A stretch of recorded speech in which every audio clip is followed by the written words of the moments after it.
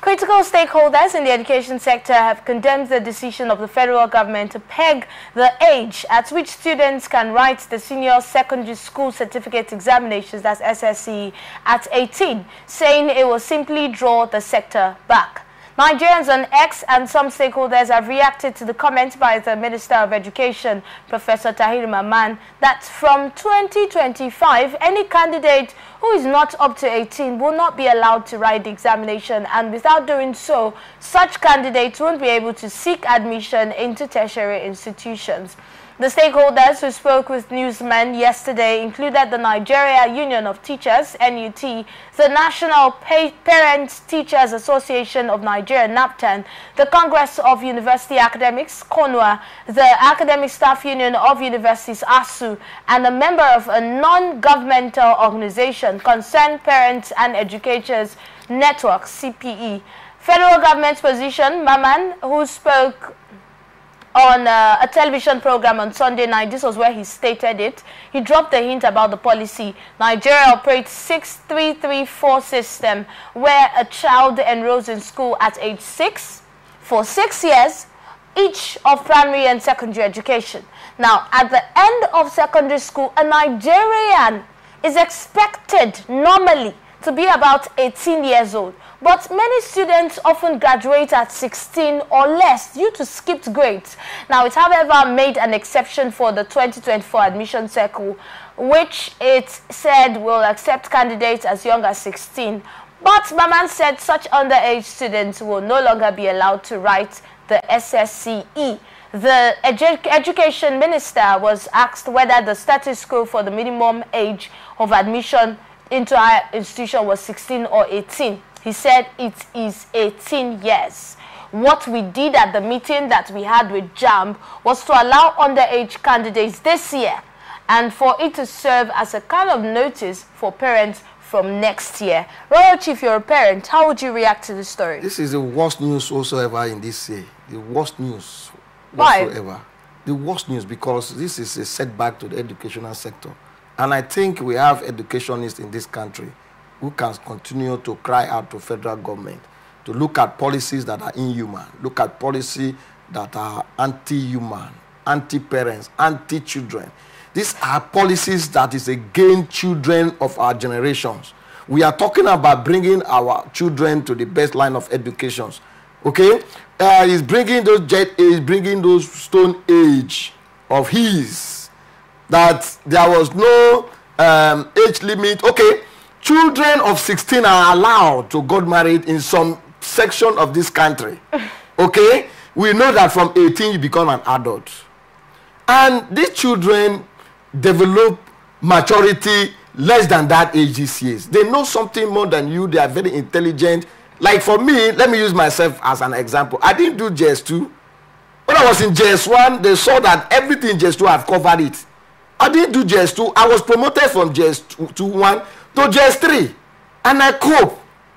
Okay? So, if my age then was lesser than that, you will allow me to stay in the class. This is a complete setback in the educational sector.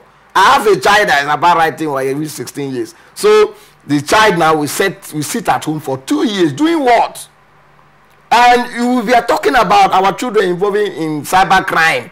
We want to increase it because when they are at home, they don't have anything doing. They're supposed to have been in a higher institution. Me, I like Nigerians that are reacting positively to see that the professor who is the Minister of Education should be sacked because he's there to bring policies that will develop Nigeria educational sector, not the one that will bring it backward. One will wonder how exactly you think this would bring set. Can you imagine that in this country we have some set of because after the civil war in this country, they believe that there are some section of this country that did not do well in the educational sector. So if other people, if you want to get admission into Unity School, you score so number, you will not get admission. While some section, they score so number, they will get admission. In the north, these are the same people that we believe Nigerians thought that they don't do well in education, but they end up being the one leading this country. They end up being the professors. They end up being the one in NNPC. being the one being in charge in the military. Wait. So, sorry, I would like you to repeat that. Okay, let me tell you. The North. The unitary school, as we speak today, okay, there are some advantage to some section in the North. If you score, let me come back again. If you score social number from the South, you don't get admission. Maybe, for instance, the cut-off mark is 40, and you score 40 from here. They say the cut-off mark is 50, and you score 40 from here, you don't get admission.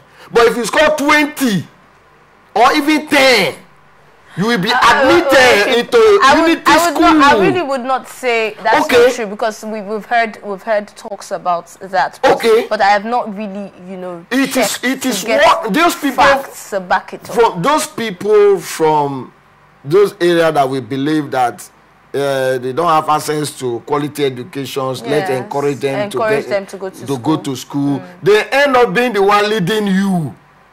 Being the one leading you, that you struggle to get your actual cut-off mark. They be the one that are in possession of the highest first degree and second degree in the higher institution. They are the one in NMPC.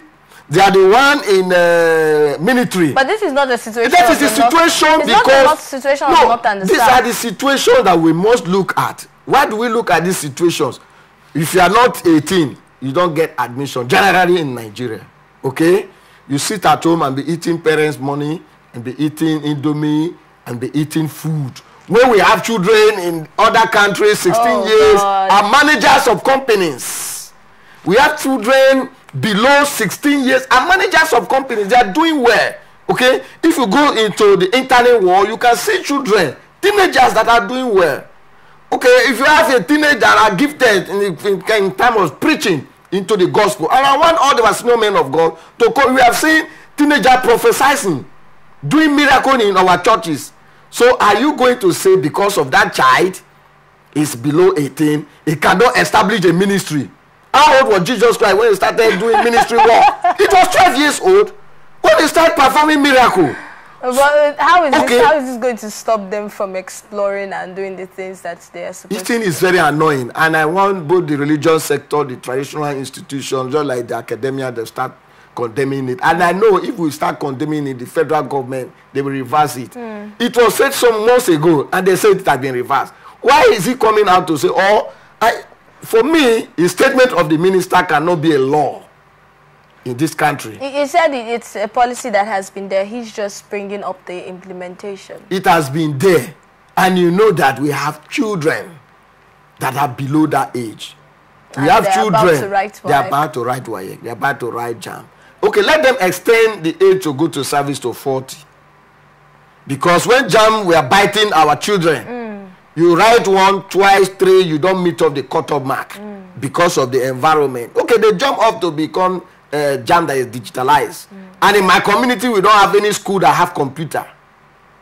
And the same JAM that the children that study computer at home in school are writing. It is the same exam my children in my own community that they have not seen computer in their entire life are also writing.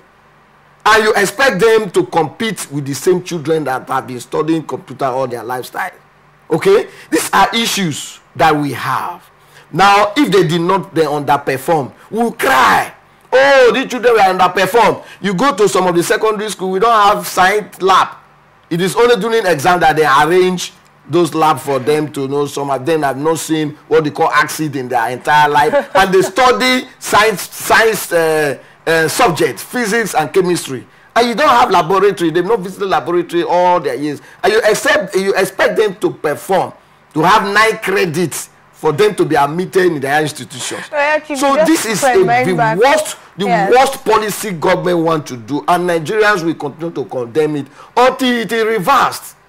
It took my mind back to secondary school, you know, back then when we hear Ministry of Education are coming, they just quickly put 1 or 2 No, they will hire equipment and all that. You know, they always have a lab attendance. Yes, and then they never come to work all through. I remember once they took, I didn't even attend the public secondary school. That's the funny, but it was a private secondary school that had a working laboratory, right? But we did not have a technical, we didn't have this furniture lab or something like that. So when they came, they took them there and they said, this is our technical department lab, and we're like, technical what? Because that was actually a lie. But then, like you said, it looks like Nigerians, a lot of their children, right, even at over 20, they're still at home. Feeding from their parents and feeling like a child. They don't have that consciousness at the time to move out. We hear in some foreign clients where we hear that once a child gets to a particular age, they let them go. That is how it's supposed to be. And then, like you said, kids are doing very well in other countries. Omoni Oboli, she's an actress. She's a grandma now. Her child got married. Her son got married, I think at 22 or 23 or so. And then Nigerians were saying in Nigeria, a boy or a man of 22 is still writing his name with course rep in the university and all of that. And then we have been looking for a way that we could fast track this. This is what the federal government need to look at, because they have their children. They have children that is under 16 that they send abroad to study. If this law is going to work, bring back your children here. Bring back your children here. Let them also stay at home and be watching television when they be abusing you. Oh my God! Because they send them abroad, okay, to study, and you don't allow them to watch those channels. They be abusing themselves. Another thing that needs to be looked into: if these kids would not be allowed to go into the university under 18, and then a lot of our children will finish secondary school at 15 or 16, and then you want them to wait, then there should be some provisions of what they will be doing, what you expect those children to be doing. They're adding more burden for 3 years. They're adding more burden or to 2 parents. Years. They're adding more burden to parents, and it's very sad. As a parent, all right, adding more burden on parents. Yes, let's look at the Banana Republic talk by Peter Obi.